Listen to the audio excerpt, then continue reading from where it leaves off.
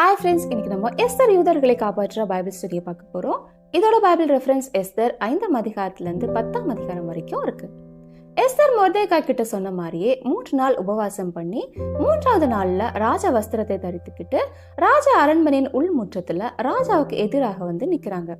ராஜா எஸ்தரை பார்த்தப்போ அவரோட கண்கள்ல எஸ்தருக்கு தயை கிடைத்ததால ராஜா அவரோட கையில இருந்த பொற் செங்கோலை எஸ்தருக்கு நேரா நீட்டுறார்.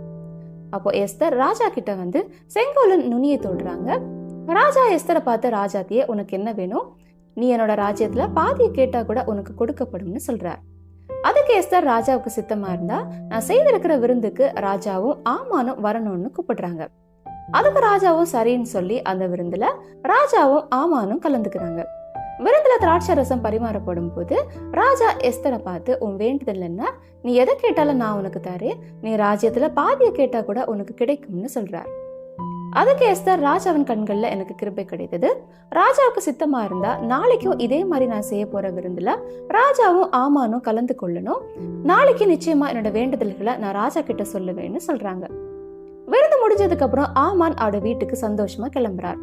ஆனாலும் ராஜாவோட அரண்மனை வாசலில் இருக்கிற மொர்தெகாய் அவருக்கு முன்பாக எந்திரிக்காமலும் அவருக்கு மரியாதை எதுவும் கொடுக்காமலும் இருக்கிறத பார்த்து ஆமான் மொர்தெகாய் மேல இன்னும் ரொம்ப கோபம் அடைகிறார்.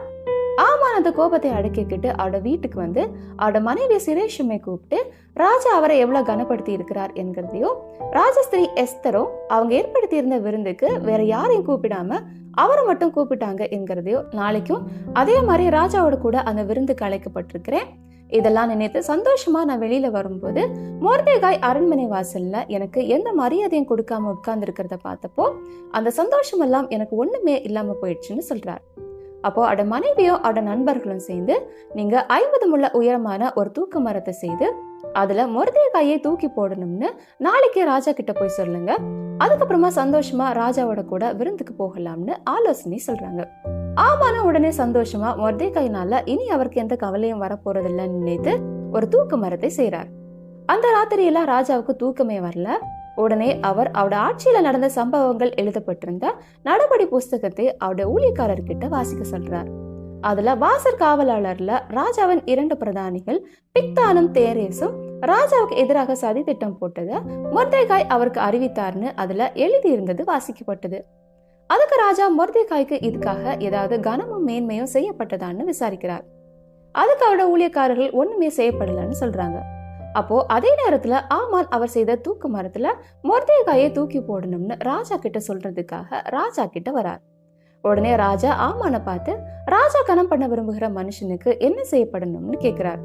அதுக்கு ஆமான், என்னை தவிர வேற யார ராஜா கனம் பண்ண விரும்புவார்னு அவட மனதுல நினைத்து ராஜாவை பார்த்து, ராஜா கனம் பண்ண விரும்புகிற மனிதனுக்கு ராஜா உடுத்தி கொள்கிற ராஜ வஸ்திரமும் ராஜா ஏறுகிற குதிரையும் அவர் தலையில இருக்கிற ராஜ முடியும் கொண்டு வரப்படணும். ராஜாவோட பிரதானிகள்ல ஒருத்தர் அவரை அலங்கரித்ததுக்கு அப்புறம் அவர் குதிரையின் மேல ஏற்றி நகர வீதியில உலாவும்படி செய்து ராஜா கனம் பண்ண விரும்புகிற மனுஷனுக்கு இப்படியே செய்யப்படும்னு அந்த மனிதனுக்கு முன்பாக அறிவிக்கப்படணும்னு சொல்றார். அப்போ ராஜா ஆமானை பார்த்து, சீக்கிரமா நீ சொன்ன மாதிரியே வஸ்திரத்தையும் குதிரையையும் கொண்டு போய் ராஜா அரண்மனையின் வாசல்ல உட்கார்ந்து இருக்கிற மொர்தெகாய்க்கு அந்த மாதிரியே செய், நீ சொன்னதுல எதுவும் தவறாதபடி பாருன்னு சொல்றார். ஆமான் இதை கேட்ட உடனே ரொம்ப வருத்தம் அடைகிறார். அவர் இதை யோசிக்கவே இல்லை. ஆனா வேற வழி இல்லாம ராஜ வஸ்திரத்தினால மொர்தெகாயை அலங்கரித்து அப்புறம் அவரை குதிரையின் மேல ஏற்றி நகர வீதியில உலாவும்படி செய்து ராஜா கனம் பண்ண விரும்புகிற மனுஷனுக்கு இப்படியே செய்யப்படும்னு அவருக்கு முன்பாக கூறி அறிவிக்கிறார். இதுக்கப்புறமா மொர்தெகாய் ராஜாவின் அரண்மனை வாசலுக்கு திரும்புறார். ஆமானோ அவமானத்தினால முக்காடிட்டு கொண்டு அவரோட வீட்டுக்கு சீக்கிரமா திரும்புறார். ஆமான் வீட்டுக்கு போய் நடந்ததெல்லாம் அவரோட மனைவி கிட்டையும் நண்பர்கள் கிட்டையும் சொல்றார். அதுக்கு அவங்க, நீங்க மொர்தெகாய்க்கு முன்பாக தாழ்ந்து போக தொடங்கிட்டீங்க, அவன் ஒரு யூதனா இருக்கிறதால நீங்க அவனுக்கு முன்பாக தாழ்ந்து போவது நிச்சயம்னு சொல்றாங்க. அவங்க இப்படி பேசிட்டே இருக்கும் போது ராஜாவோட பிரதானிகள் வந்து எஸ்தர் செய்த விருந்துக்கு வர ஆமானை துரிதப்படுத்துறாங்க. எஸ்தரோட விருந்துக்கு ராஜாவும் ஆமானும் கலந்துக்கிறாங்க. 2ஆம் நாள் விருந்துலயும் திராட்சை ரசம் பரிமாறப்படுறப்போ ராஜா எஸ்தரை பார்த்து அவங்களோட வேண்டுதல் என்னன்னு கேட்கிறார். அதுக்கு எஸ்தர், ராஜாவே, உங்களோட கண்கள் எனக்கு கிருபை கிடைத்தது. ராஜாவுக்கு சித்தமா இருந்தா என்னோட வேண்டுதலுக்கு என்னோட ஜீவனும் என்னோட மன்றாட்டுக்கு என் ஜனங்களோட ஜீவனும் எனக்கு கட்டளையிடப்படுவதாக, எங்களை அழித்து கொண்டு நிர்மூலமாக்கும்படி நானும் என்னோட ஜனங்களும் விற்கப்பட்டோம்னு சொல்றாங்க. அதுக்கு ராஜா எஸ்தரை பார்த்து, ராஜஸ்திரிக்கு இப்படி செய்ய துணிகரம் கொண்ட மனிதன் யார்? அவன் எங்க இருக்கிறான்னு கேட்கிறார். அதுக்கு எஸ்தர் சத்ருவும் பகைஞனுமாகிய அந்த மனிதன் இந்த துஷ்ட ஆமான் தான் சொல்றாங்க. ஆமான் இதை கேட்ட உடனே ரொம்ப பயந்து போறார். ராஜா உக்கிர கோபத்தோட எழுந்து அரண்மனை தோட்டத்துக்கு போறார். ஆமான் அவர் நிச்சயமா கொலை செய்யப்படுவார் என்கிறது அவருக்கு புரிந்தது. அதனால அவரோட உயிரை காப்பாத்துறதுக்காக எஸ்தர் கிட்ட விண்ணப்பம் பண்றார். ராஜா அரண்மனை தோட்டத்துல இருந்து அங்க வந்தப்போ ஆமான் எஸ்தர் உட்கார்ந்திருந்த மெத்தையின் மேல விழுந்து கிடந்தார்.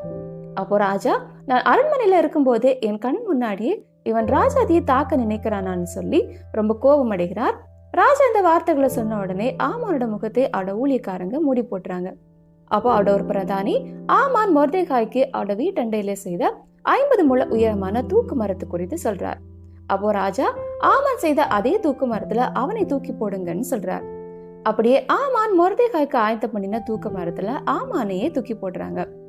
அப்போ ராஜாவோட கோபம் தணிந்தது.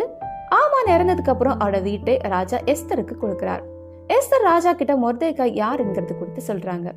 ராஜா ஆமான் கையில கொடுத்திருந்த முத்திரை மோதிரத்தை மொர்தெகாய்க்கு கொடுக்கிறார். எஸ்தர் மொர்தெகாயை ஆமானின் அரண்மனைக்கு அதிகாரியா வைக்கிறாங்க.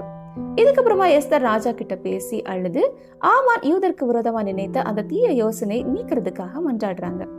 அதுக்கு ராஜா எஸ்தரையும் மொர்தெகாயையும் பார்த்து, யூதர்களை காப்பாற்றுறதுக்காக என்ன செய்யணுமோ அதை நீங்க ஒரு கட்டளையா எழுதி என்னோட முத்திரை மோதிரத்தை வைத்து முத்திரை போடுங்க. ராஜாவோட மோதிரத்தினால முத்திரை போட்டதை செல்லாமற் போக பண்ண ஒருத்தராலையும் கூடாதுன்னு சொல்றார்.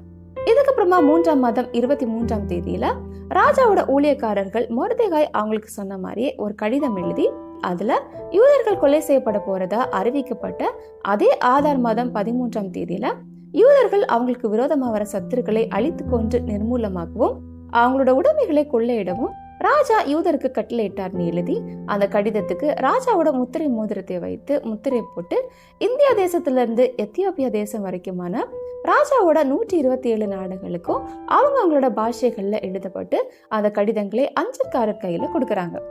அஞ்சற்காரர் வேகமான ஒட்டகங்கள் மேலும் கோவேறு கழுதைகள் மேலும் ஏறி ராஜாவோட ஆளுகையில இருந்த எல்லா நாடுகளுக்கும் போய் அந்த கட்டளையை அறிவிக்கிறாங்க. அந்த கட்டளை சூசான் அரண்மனையிலையும் கொடுக்கப்பட்டது. சூசான் நகரத்து மக்கள் இதை கேட்ட உடனே ரொம்ப சந்தோஷமா ஆர்ப்பரிக்கிறாங்க.